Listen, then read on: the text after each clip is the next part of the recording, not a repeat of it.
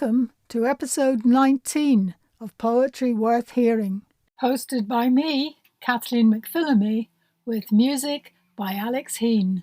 In this episode, we have a range of poems linked to the theme of winter, including an extended reading by Jack Cooper of published and unpublished poems.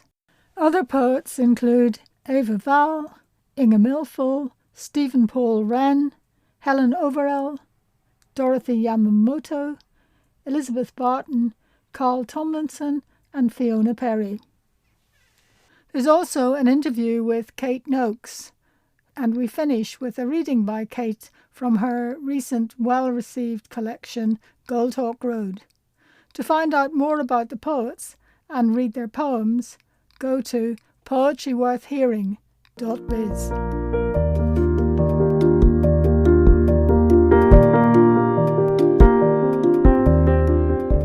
Jack Cooper is a science communicator and a poet, and has a particular interest in science, science fiction, and local history. He won a Gregory Award in 2022 for his debut pamphlet, Break the Nose of Every Beautiful Thing, from which some of these poems are taken. Among his other fans, Jack can count Britain's first astronaut, Dr. Helen Sharman. Hello everyone. I lived in Oxford for 5 years and, in typical fashion, ignored most of the tourist attractions until my final weeks there. My mum wanted to see Oxford Castle, which I'd only ever visited to go to the Wetherspoons in its grounds. But I ended up being very glad I visited because I learnt about Empress Matilda's daring escape from the castle in December of 1142. And this poem is about that. This is Empress Matilda Flees Oxford. The city is sleeping without eyelids. The army at its gate, not seeing a woman drop out the castle like ballast, wrapped in white, a cloak and a blizzard. She drifts under hornbeam and beech, dead branches with a canopy of ice, following the river to fields as open and inviting as a kingdom without a king, or a castle without its captor, a place where the only straight lines are moonlight and the horizon, swallowing an empress, Matilda, crumbling in its mouth like a mint. Empress Matilda Flees Oxford was a poem that really set me on a warpath. I spent a year or so afterwards writing many poems about medieval and early modern Britain, especially since I moved from Oxford to Coventry, a city where you can't walk 5 minutes without encountering a ruin, which is very inspiring. My next poem starts with a quote from Thomas Becon's Relics of Rome, a book published in 1563. The poem is called The Sword of Wintharding. In Wintharding, a little village in Norfolk, there was a certain sword, counted so precious a relic. It helped also unto the shortening of a married man's life, if that the wife which was weary of her husband would set a candle before that sword every Sunday for the space of a whole year, no Sunday excepted. The wheat barely stirs in the wind, so weighed down by its own fertility. Even as you gather stems to sheaf, kneeling on sun-kissed soil, you feel the chill of stone against your skin. You see only an immense altar, a field of flames on 4-foot wicks, and later, when he turns your clothing to chaff, you think only of the sword, soaked in moonlight, glistening like frozen milk, buried to the hilt in his stomach, of his low moan and your silence.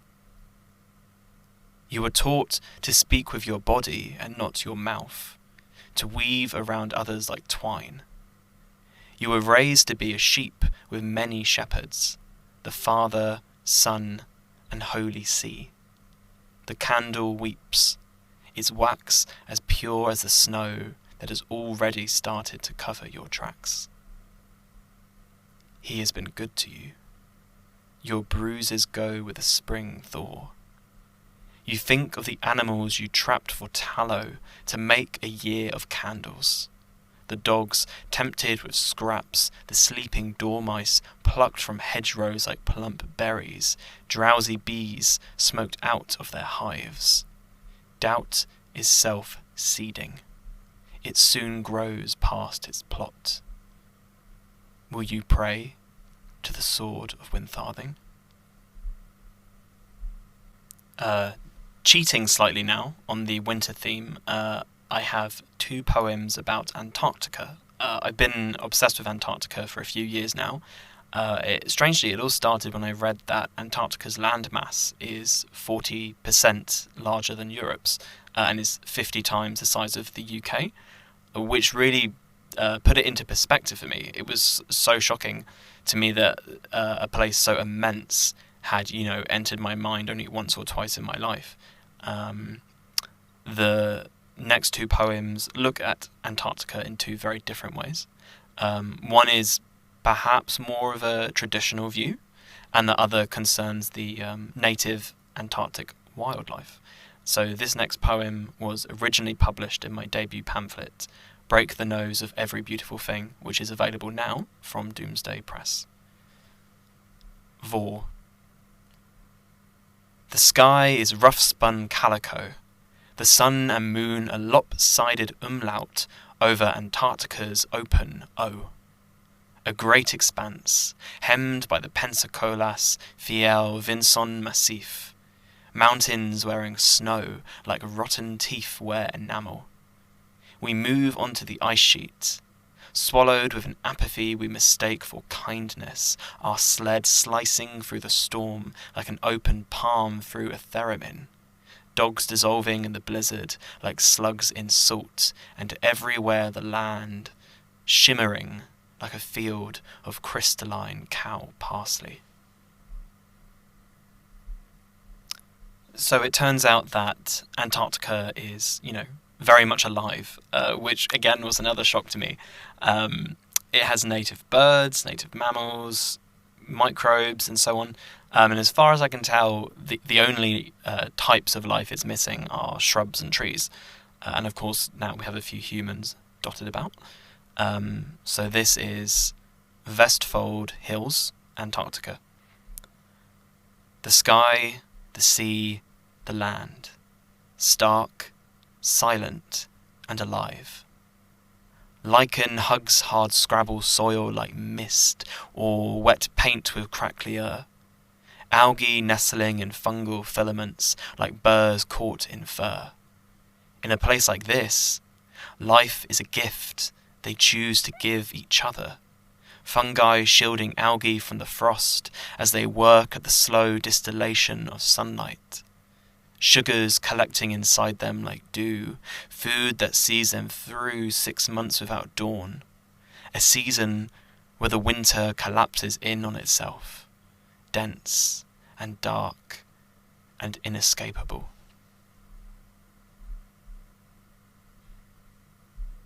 Thank you so much for listening to my poems.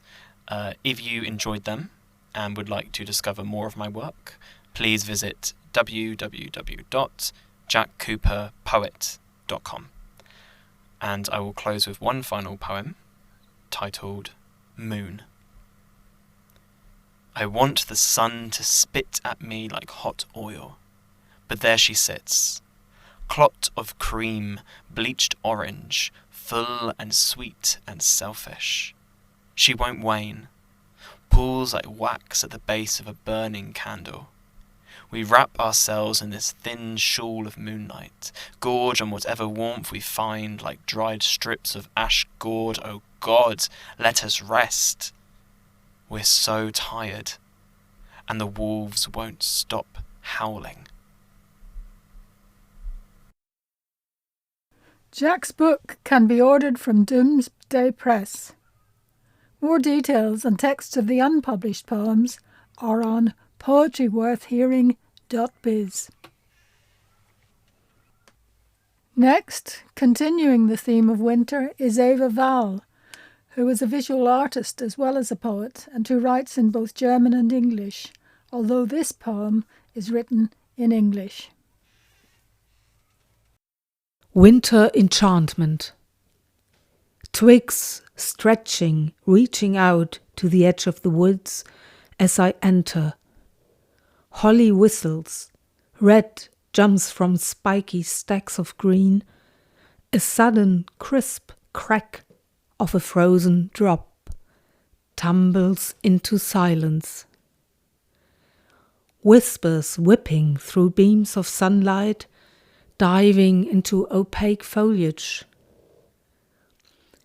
Beaches are my elephants, my family, a herd, walking as slowly as ever, as if they would not move with the moss, the mushrooms, the branches and leaves, lush and slush, the root webs and its folk, all that turns and turns as day and night change their holding hands. My hands forage, not touching anything but the air in between everything. My eyes follow the chase of light and shadow and a squirrel up to the crowns as my feet trot below, finding their way somnambulant. Out there, in the open field, stand oak and pine, pine and oak, rubbing shoulders, a colourful encounter. Beaks in the barks, the rhythm rises, a choir of chattering, patting wings, and blue in all its hues flees with horses and horizons. And now, a night poem and a day poem from Inge Milfull. Winter light. It's late. The low-lit day transforms to less lit night. The invisible sun gone. What's left is the lamp above my head as I sit drawing lines to form letters, one by one, linking them into words. And I like doing that, unsure whether it means a lot tonight. It still lightens the load at the back of my mind, breaks up long looping thoughts. As the land goes on sliding little by little further into the dark.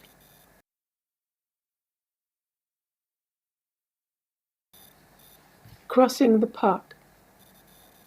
The dog lopes across pale flat space, delight on long legs. A dark furry cloud on a winter's day dimmed with hoarfrost, iced over dull white, except for this visible pleasure of running. A news article reports on the severe impact of pet mourning. Not news to me. But here, this cold morning, a fresh legacy. A smile gifted by an unfamiliar dog. The dog turns its head. Only now do I see its eyes loving everything it sees. Stephen Paul Wren, like Jack Cooper, is a poet-scientist. The influences of literature and science can be seen in this beautiful and very personal poem. Hello, my name's Stephen Paul Wren, and here is a poem for Yeats called Meshes. Meshes. Digital pictures of my daughter raise an Andes of feelings, and the sky is silent, and below this her adventurous soul makes me smile, then I cry for hours, which drains batteries in my head. Looking through our genetic meshes, I see my mother in her, and try not to think of the dead as blocks, machines with failing parts, or corpses underneath light bulbs, for it is more palatable to view the departed as engines taken apart and rebuilt. The new tongues, hearts, wise purposes, and the vibrancy of birdsong are gratitudes that save lives. And so I send a positive text to my other daughter. She passes another obstacle now. She wins and eats the copper apples of autumn, protected from the nickel apples of winter and the ice that attempts to steal. The next poem comes from Helen Overell. Winter beginnings. This is where we start from. Mud at our feet, frost in our hair, feathers of ice, long low light, fallen leaves that glimmer gold. Mud at our feet, frost in our hair, we follow the path to the woods. Fallen leaves that glimmer gold. Tall trees stood hushed and still. We follow the path to the woods. Breath in clouds keeps us apart. Tall trees stood hushed and still. Branches etched on a pewter sky. Breath in clouds keeps us apart. Feathers of ice, long low light. Branches etched on a pewter sky. This is where we start from. The next poet is Dorothy Yamamoto. These two wintry poems are both based on prints by the Japanese artist Utagawa Hiroshige. The first print shows a gathering of foxes who are magical shape changers in Japanese folklore. At the year's turning, the foxes assemble at a particular tree. New Year's Eve foxfires at the changing tree. The foxes are gathering at the changing tree. A group of them, about 20, many with raised paws and slightly simpering postures, caught in a few lines, beak-nosed, sharp-eared. Their bodies are small, pale flames, and streaming from the forest that blots the sky behind the village come thousands more, grey, losing shape the farther off, like cones dropped from the pines. The village hunkers down. Rice is cooked, mixed with pickles, straw mattresses unrolled. No one attends to the foxes, who keep their own circle at the year's silent edge, ears pricked for the perfect breath of what is still to come.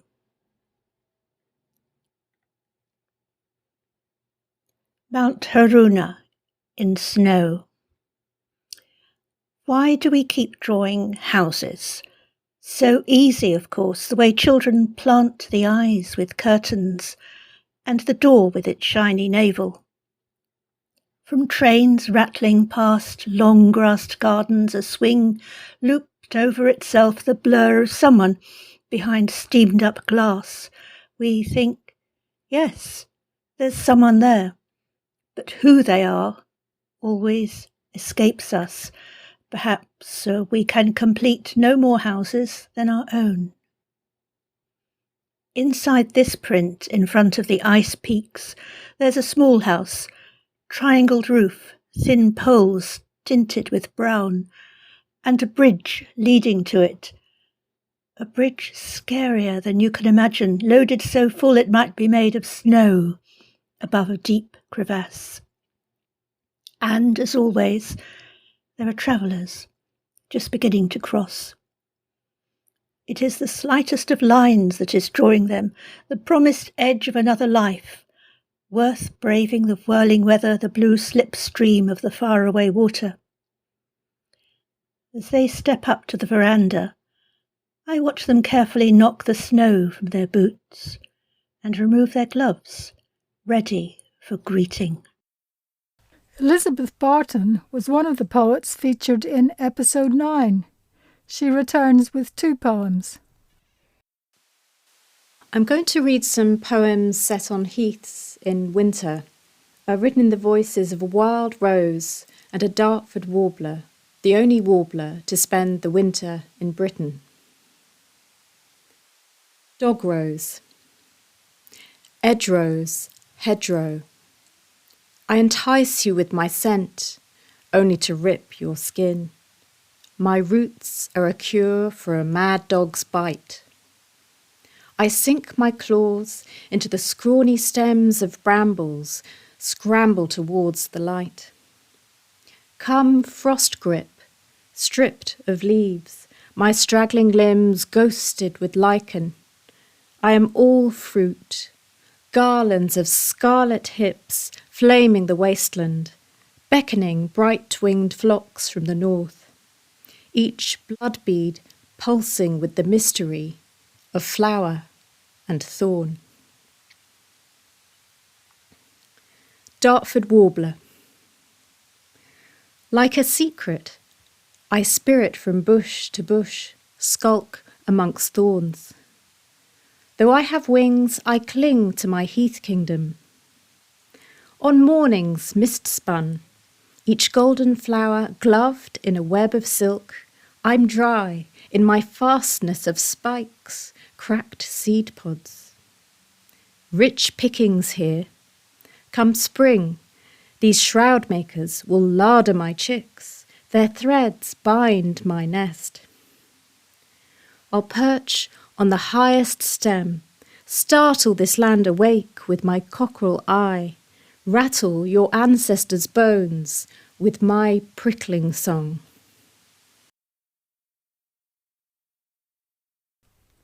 And now, Carl Tomlinson with a poem for the solstice. This is a poem called Solstice.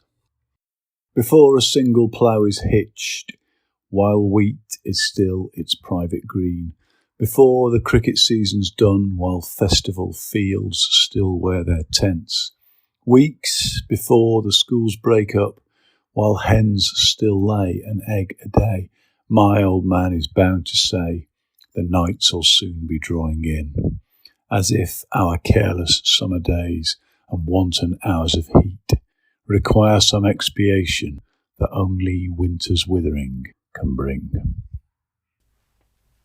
And our last poet in this section is Fiona Perry. A street cat foresees her death. How did it come to this? One moment lapping up warm water from a saucer in the protectress's garden, the next leaping out of herself to look down upon the bombed-out cathedral of her little ribcage. Crushed rose-petal red, seeping into tar-patterned snow. It's then she remembers bounding towards the harbour, consumed with a desire for fish scraps. She looks away from her roadkill self to watch a pearly veil of frost settle on the pier, on the silvery shingle, on the living cats and on the dead cats. Even as dawn is breaking, winter is closing in. And she recalls summertime as a kitten, specifically the soft, unparalleled delight of catching a fat moth in her mouth.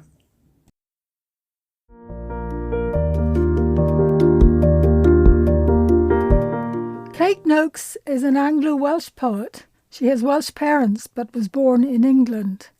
Goldhawk Road, which is her 8th collection, reflects the wide range of her interests, from art to the environment, as well as the extent of her travels all over the globe. Here she talks to me about her career in poetry and the poets who have influenced her. I began the interview by asking Kate about her route into poetry and her early influences. Well, I started writing poetry sort of seriously probably about 30 years ago. And I'd always been writing since I was a child, but it's just stories and things like that. And then because of the constraints of the job that I had, poetry was a nice short form that you could actually write a poem, in a period of time rather than engaging the story or writing a novel. So it seemed to be the form that fitted around my life from the beginning. I've had the benefit of quite a lot of good tuition in poetry from various people, certainly in the beginning because I lived in Reading. And so people around that area, like Jane Draycott, who was particularly good at helping me learn the poetry way. So I did quite a lot of work with Jane in various classes and workshops over the years. And then when I felt confident enough to go and do sort of Arvon, actually I went to Tynawith, which isn't part of Arvon, it's the Welsh Writers' Centre in North Wales. And I felt that I'd confident enough to go and do a course there, which actually was with Gillian Clarke. Lucky me. And over the years, I've done a couple of courses, masterclasses with Gillian Clarke and Carol Ann Duffy at Tynawith, which is great, been really good. So I'll talk about Gillian a bit more in a minute. Other really early help and influences, I did a wonderful class in London with Mimi Calvati. She used to teach a 1-year course called Versification. So during that, so for 30 weeks, you just went through every form of poetry that there was, every form of poem that there was, formal, free verse, everything. So by the end of 30 weeks, you could, if you wanted to, write a villanelle or a sestina or whatever. We went through absolutely everything. So it was a really good grounding in all aspects of poetry. So that was a fantastic class. Sadly, it's no longer available, but sort of 20 years ago, it was great. So that's the early stuff. In terms of who influences me currently, or who I always turn, perhaps not currently, but perhaps who I turn to, really Gillian's been terribly important. I did an MPhil in creative writing at what was then Glamorgan University. It's now the University of South Wales, and it was the only place in those days where you could do a distance learning MA. So you just had to turn up about 4 times a year for in-person supervision and a weekend workshop. And teaching on that MA, listen to this roll call of names and think how lucky I am. Tony Curtis, Sheena Pugh, Philip Gross, Chris Meredith, and Gillian was my supervisor. So it was just the most wonderful thing. Sadly, none of those people are doing it anymore. But yeah, I feel very, very fortunate that I've managed to have attention from and assistance from and close reading of my work from a number of people who are really very renowned poets. So I'm very, very grateful for that. So in terms of Gillian, I'm going to read you a couple of poems from Gillian because she's very, very influential in terms of the precision of language and working hard on it. And sometimes Gillian is still sort of, imaginary, sitting on my shoulder, looking at my work and saying, "No, and you know why," which is sort of scary but helpful. So this poem, the first poem I'm going to read is from her collection, A Recipe for Water, which came out in 2009. And it's the opening poem. It's called First Words, and it's really about the acquisition of language. And for a Welsh person like me, who doesn't speak Welsh, this poem is very particularly chiming. And Gillian herself was brought up, well, as you probably know, she was National Poet of Wales for a very, very long time. But she was brought up not speaking Welsh. She's learnt to speak Welsh as an adult. And the reason she was brought up not speaking Welsh, although her grandparents spoke Welsh, well, very complicated reasons, but really Welsh, she would say, was considered to be the language of poor people. So they didn't want that. But also more complicated than that, because there was a move at the end of 100 years or so ago to eliminate the Welsh language. For example, my grandparents were beaten in school for speaking Welsh. So if that happens to you, you certainly stop pretty fast. So my parents had a very small amount of Welsh, and I have about this many words. So yeah, so this poem is really about language, not annihilation of language, but more about how you acquire language. So I'll read it. First words. The alphabet of a house, air, breath, the creak of the stair, downstairs the grown-ups' hullabaloo, or the hush as you fall asleep. You're learning the language, the steel slab of a syllable dropped at the docks, the two-beat word of the breaksea lightship, the golden sentence of a train crossing the viaduct. Later, at Forest, all the words are new. You are your grandmother's cariad, not darling. Tide and current, a llanw, lli, the waves repeat their ll on the sand. Over the sea, the starlings come in paragraphs. She tells you a tale of a girl and a bird, reading it off the tide in lines of longhand that scatter to bits on the shore. The sea turns its pages, speaking in tongues. The stories are yours, and you are the story. And before you know it, you'll know what comes from air and breath, and off the page is all you'll want, like the sea's jewels in your hand, and the soft mutations of sea washing on sand. So that's a very lovely poem, I think, with a lot of sound in it, and probably hard for not Welsh people to say the double L, but, you know, the sound. And then there's lovely in that last line, and she has the soft mutations of sea washing on sand. It's that sound play as well is there in the poem. So I think it's very lovely. The sea always appears quite a lot in Gillian's work. Not surprisingly, Wales is 3/4 surrounded by sea. So that's it. That's one of hers about acquiring language. And I thought I'd read you another one. Again, it starts in childhood and goes somewhere else. It's quite a clever poem. It's called Polar, and it's from her collection Ice, which came out in 2012. Gillian's published by Carcanet. So this is Ice. Again, this is the opening poem of the collection. The entire thing is about, well, that's what it says on the tin, it's about ice. So again, it starts in childhood, and perhaps I should explain a bit my understanding of this poem. Unbelievably, and I'm not sure how Gillian's family acquired this, but they'd had a polar bear skin rug, which is like, wow. And she liked lying on it when she was a child. And this is what this poem starts with.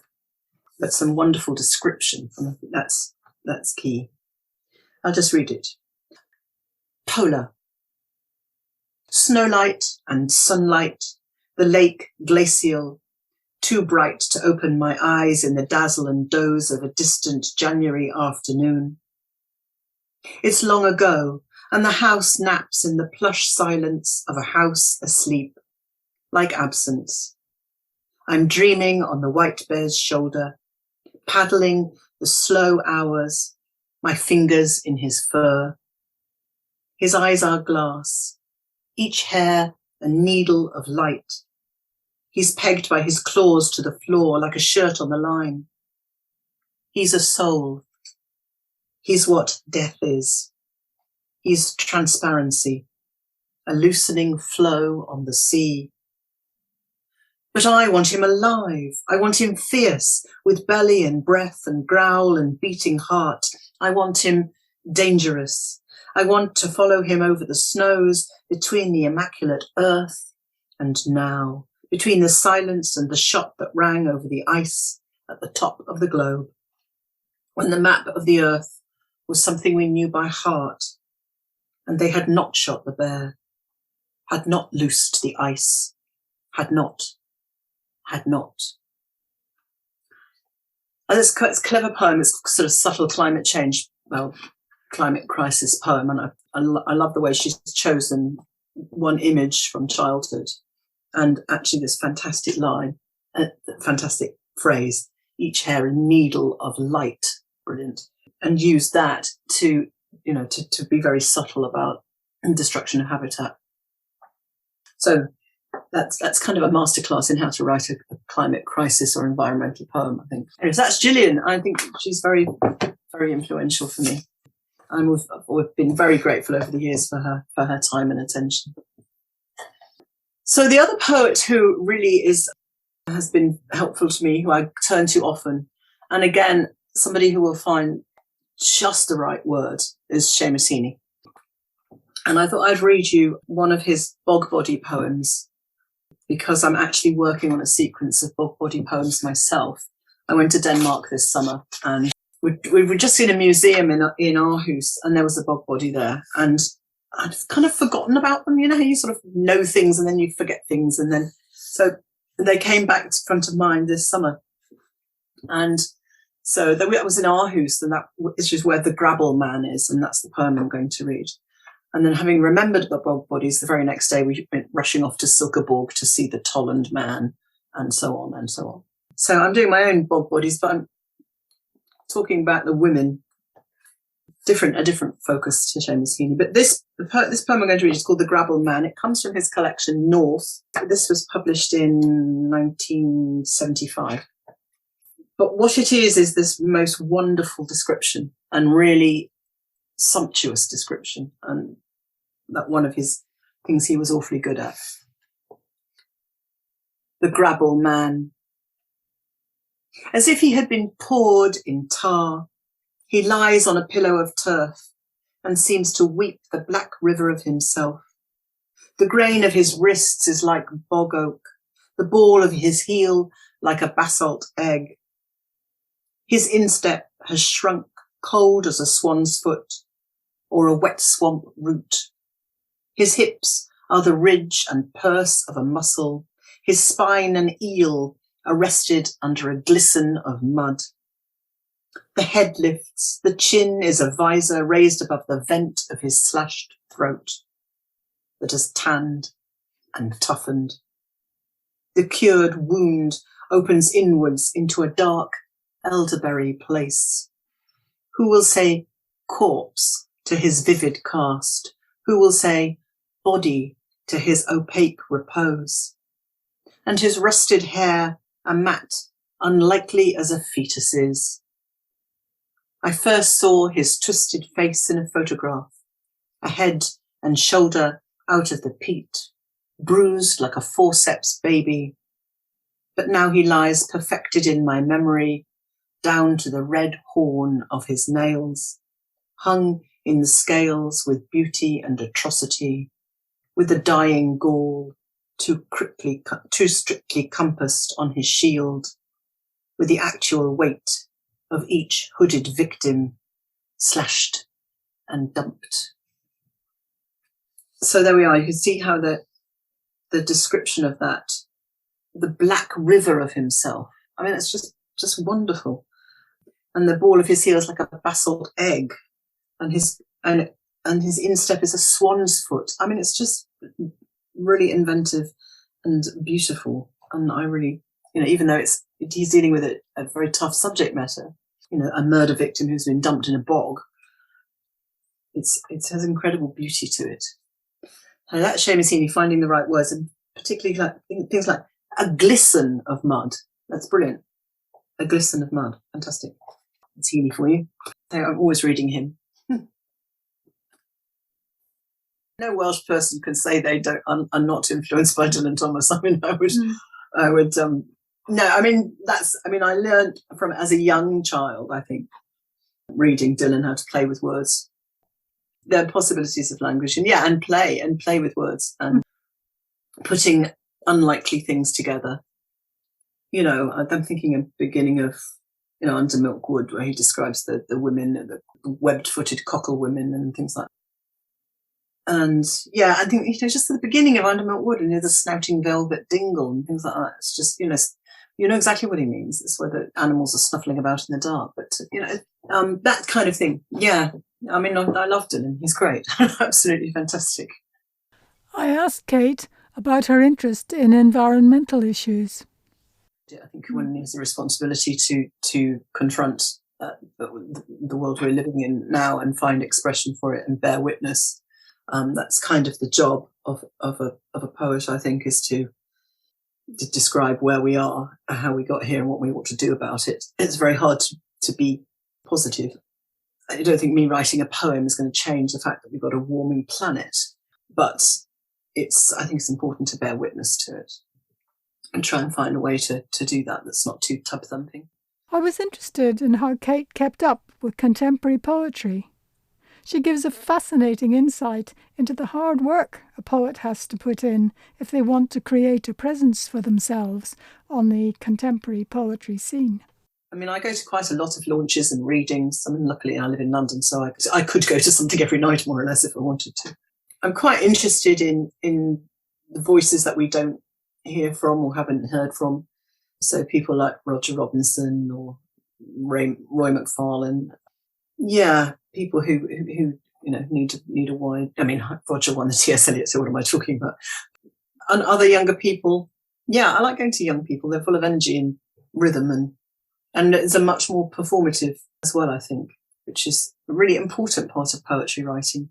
People don't necessarily give much time to if they consider themselves a page poet, but actually conveying your poetry to an audience is half the job, I think. I'm just a complete tart. I just listen to anything and everything. I think if you just go and listen to or read the things that are like you, you're missing out like more than half of what's going on. And, I might go to really performance-y type things from the sort of spoken word scene and admire it for its performance. It doesn't mean I'm going to start being a performance poet.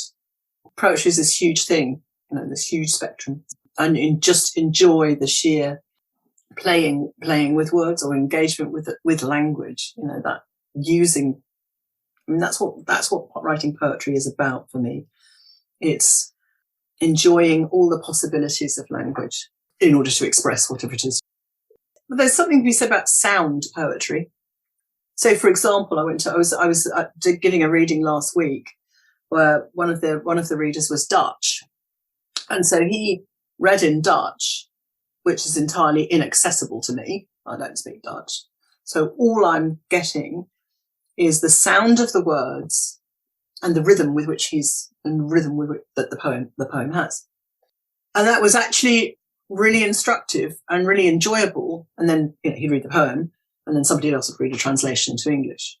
So, but I think there's something to be said for that. Hearing poems in different languages, you are listening to sound, and that's a big part of poetry, and rhythm, and that's a big part too. So, I have quite a big presence online on Facebook. I do a lot of Facebooking. I have got a website which I've been running for, 13 years now. The website is mainly it's there for a few reasons. It's to promote my poetry work, books, give out information on where I'm reading. I do use it a lot to write blog posts on the things I'm interested in, which is art. So reviews of exhibitions and things like that. Or for short sort of journalist pieces that I just felt like writing something about subject X, or things from travelling, things that I wanted to write about. So that's actually really chocker full. It's a very big website with lots of things on it. What else? I go to festivals in that I've historically gone to Aldeburgh every year, and I've read for them a couple of times. There was no Aldeburgh this year, but hopefully there'll be one next year. I've gone to Ledbury in the past, but for me, Ledbury's quite a spread out festival over 10 days. So it's actually quite expensive to go to Ledbury for 10 days. So, whereas Aldeburgh's a weekend, so that's much more manageable. I mean, I go to things in London. Well, there's all sorts of festivals in London. So I regularly read Poetry Review and Poetry Wales. And those are the ones I've got subscriptions to. I mean, I read a lot of magazines because I have quite a lot of poems in magazines. So, the contributor's copy always gets a good read to see what other people are up to. Mm-hmm. I also put a lot of poems online as well. On other people, people publish a lot of my work online. So, a nice read at the High Window or Ink, Sweat and Tears or Atrium or things like that. It's been quite an exhausting year getting readings. I've been all over the shop this year promoting my new book. It takes a lot of work, networking with people over decades to know who runs which reading series and who to ask, and making sure, and that's hard work. 6 months to a year before the book comes out, I'm busy asking people for readings because people book up so far in advance. So that's work, and that's paid off this year. I've done a lot of readings. So it's good. My publisher makes my publisher very happy. Yeah. So that's really how I find, apart from a launch when all your friends come and hopefully buy a book, that's the way to sell books. And you've got to be sort of on the road selling them. It really is hard, but it's fine. I mean, I do okay. It is just work, and that's what you have to do. And now we close this episode with a short reading by Kate from her book. So I'm going to read from Goldhawk Road, which is published by Two Rivers Press. And look at this beautiful cover by Sally Castle. Isn't it lovely? So I live just around the corner, just off Goldhawk Road. This book is my 8th book, which is always amazing to me that I've published 8 books of poetry. And what it's really about, it's in 3 sections, and what it's really about is coming back home, having lived in Paris for 6 years and worked in Paris for 6 years and came back and forth every few weeks, but basically was there. And so it's in 3 sections. The first section is about London broadly. Second section is a series of poems from various travels in various places. And the third section rather, is London Tree, which is sort of a sequence of poems about some notable trees in London and other notable trees that I have seen. Let me start at the beginning. So my parents left Cardiff 6 weeks before I was born. So my whole life I've had a bit of an identity crisis. And this first poem is called Flat Home, Steep Home. And if you don't know, all you need to know is that those are the 2 islands in the middle of the Severn Estuary that it's obviously which separates England and Wales. And one of them, they're both nature reserves. And one of them is managed by England and the other one is managed by Wales. So Flat Home, Steep Home. 2 Welsh for the English, 2 English for the Welsh. Sometimes it seems I should make my home in the middle of the Severn Estuary with oozings and miles of mud, to be drowned twice a day in the brisk tide as punishment or reminder that I am 2 English for the Welsh, 2 Welsh for the English. But I am all oyster catcher and sand eel, stunted grass and thrift, flat-topped and steep-sided on my island home sanctuaries come prisons, places reserved for those who are 2 Welsh for the English, 2 English for the Welsh, where all kinds of gull call and cry, but cannot teach me the anthem's words. I am wild peony and golden samphire, bucks plantain and wild leeks, snaked about by slow worms, blue in their markings like the sea.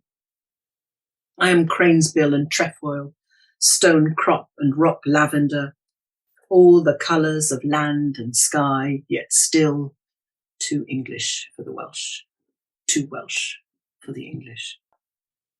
That's a sort of setting out my stall poem. Then we go into some London poems.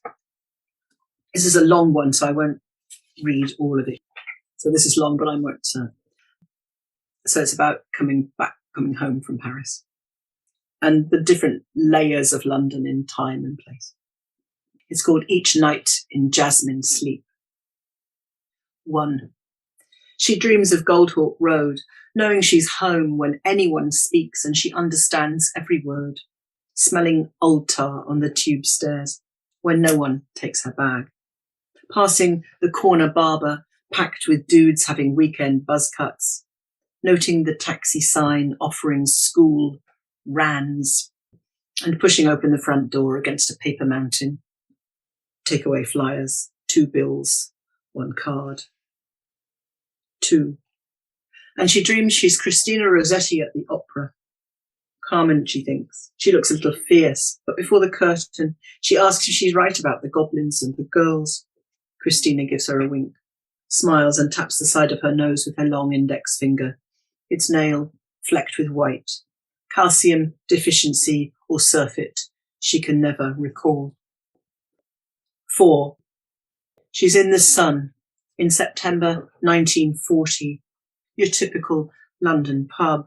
Dark wood, long bar, windows covered with tape, thick black curtains. 20 men, lights half bulbed. Street door locked. 20 men, 1 woman. 20 men sup quietly and listen. Radio hums light comfort. 20 men sup and converse with Maureen in whispers, straining for noise. 20 men sup and listen. Maureen washes pint pots 1 by 1. 20 men sup. She muffles beer, pulls it slowly. 20 men sup and listen, sup and listen, sup and... 5. She dreams of herself as an Art Deco cinema, curved on the horizontal, straight on the vertical, clean lining King Street. Once fashion's nadir, sleek, sharp, even edgy, she's had hundreds of pictures on show. Now they want something with plusher seats, more popcorn and hush. She's tired and boarded up. Budlier seeds her facade in odd places. Air vents bleed rust from their corners. She's not weeping for anyone. 7. Dreams a song of praise for the road sweepers of Hammersmith and Fulham. Hallelujah for your dawn bravado, sporting neon so highly visible. Hurrah for your proud selection of lurid green brooms. Hooray for your cheerfulness faced with pavement pizzas. Hail your corner diligence for cellophane and fag butts. All hail your tolerance of foxes, should know better kids, and grown men too far in their cups to care. 10. And she dreams she's a young woman on the tube, reading and eating a golden delicious, who twice a day between Portobello Road and Ladbroke Grove unburies herself and looks up from her phone, eyes fixed wide on the ruin of Grenfell, the tower that can't be, won't be covered up. Another poem about my neighbourhood-ish, very nearby anyway. This is called Samaritans Are Waiting for Our Call. Gold rings around the eyes of a blackbird, fluffed in shadow on a stone pillar, watching. A handful of white feathers on its wings are the fallen ash of Australia's fires, half the world away. A heron leaves the grey and paces the mud to the water's edge. Thin sun makes river and beach one mirror. A handful of Nosgas cylinders shine as diamonds among the shingle. Barges and boats have landed in a jumble on the foreshore. Coal smoke from a polished steel chimney scents the air with sulphur. A devilish start to the day. An ash has overgrown its garden wall and branched across the river. Pollarded, its stems make an alien shape in winter. Odd animal. Autumn flowering prunus continues to bloom. Hammersmith Bridge is an old athlete, tired and struggling to hoist her barbells. Her belt's gold and green cannot hold her twisting spine. Her span is tensed between thick limbs and near breaking point. The world's strongest woman is aging, being overtaken by green. Her paint is fading to moss, lichen and windblown weeds. They hide a deeper cancer creeping along her length. Quiet in air without traffic, you can hear her heavy sighs.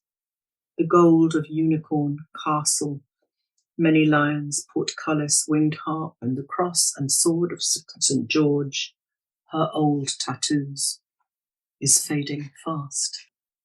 And hopefully they will fix Hammersmith Bridge one day, but it's going to cost millions.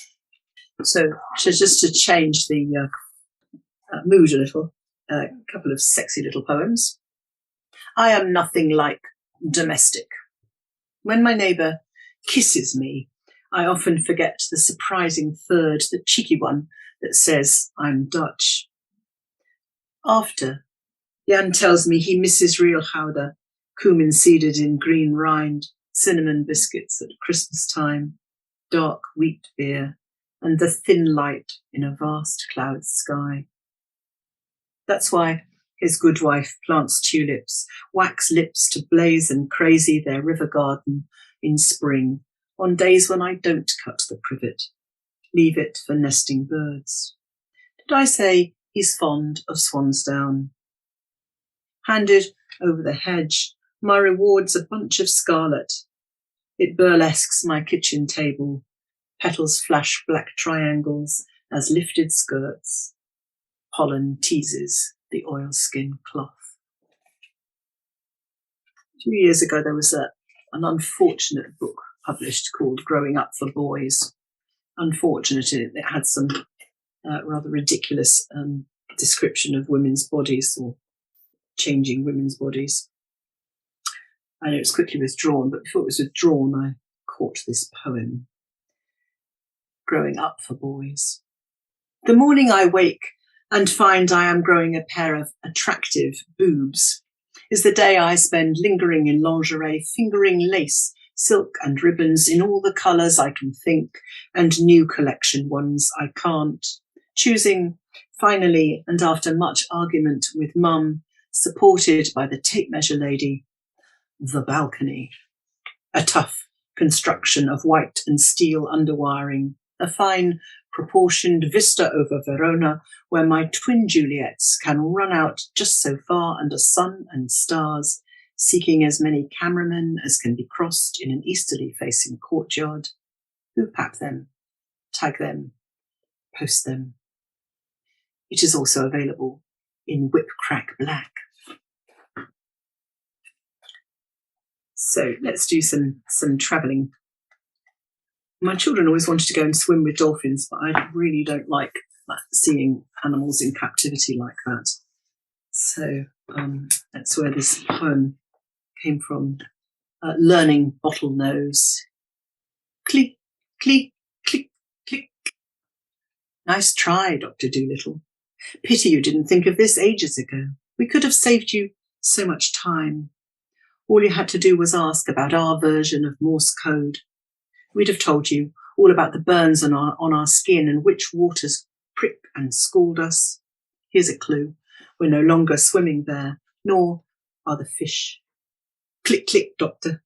But you're too tone-deaf to listen to our flicker slaps, preferring the unfortunate amongst us to turn tricks in tiny pools and open our mouths so you can pretend to brush our teeth.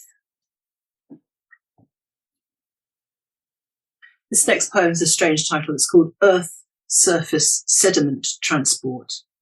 And that was actually the title of one of my geography textbooks when I was a student. So Earth Surface Sediment Transport.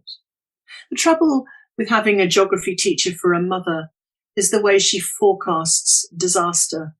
So there's scarcely a spot on the planet it's safe for me to visit. Last year, I was crushed by a skyscraper in a Japanese earthquake, 7.8. And before that, I was overcome by volcanic mud in Costa Rica and burnt in the Californian forests. I've caught dengue fever, West Nile virus, and malaria all at once. Years ago, I lost limbs to great whites and Miami alligators. My latest announcement, New Orleans, next February, has her imagining me delta drowned and floating out into the Gulf, clutching Mardi Gras beads. And this is what actually happened in New Orleans. It's called voodoo to cast away pain and devastation. What you looking for, girl? What you wish? See your doll now? Their eyes were once living, small clamshells, tiny bird bones, a softness in their stuffed bodies, not the dead glass beady and hard biscuit of a toy. And raggedy, they might be scary, but their gaze doesn't seem to follow me around the store. Best not meddle with what you don't understand. Why are you sad? Your man treat you mean? In a world where not everything or hardly anything is for the good, you can just write it down, pin it on, meditate before it all turns dark, so very, very dark, before the lightning of tonight's storm stings you again in the hard rain as if you were helpless. Right. Back to silliness in Venice. This poem's called Faith, Hope, Pizza. Buff man swims in St. Mark's Square. Long, wavy hair, super tight, nothing left to the imagination's speedos. November's shivering waters are out to get his skin. All those 25 pences donated to Venice in peril for what? 40 years I've ordered the same Veneziana. Deep down, I knew they'd make little difference. Pretty woman wades through the piazza, holding aloft her too nice to spoil tough terrain boots and shouldering an orange bag from Hermes. So just last poem, keeping that luxury in mind. Last poem's called Waiting for Ikebana, Mayfair. And Ikebana, if you don't know, is the Japanese art of flower arranging. So, Waiting for Ikebana, Mayfair. Shop assistants at the Perfumerie de Père en Fils depuis 1760 are so bored. They spend most of their time dousing themselves in precious and pricey scent. Well-heeled ladies take lifetimes choosing precipitous shoes. The footwear consultant on a fag break cradles a white china mug and totters the pavement in evening sandals. Every boutique has a security guard. Early November, and already Christmas decorations bling the street. The restaurant's standard bay trees are baubled in tasteful oranges and pinks. Outdoor heaters release pyramids of fire. A preened young man shows off his grooming on video chat. Sunday morning sunny, and I'm about to do precise things with flowers. I know we are living in the end of days. Still, there is art. So that's it for episode 19.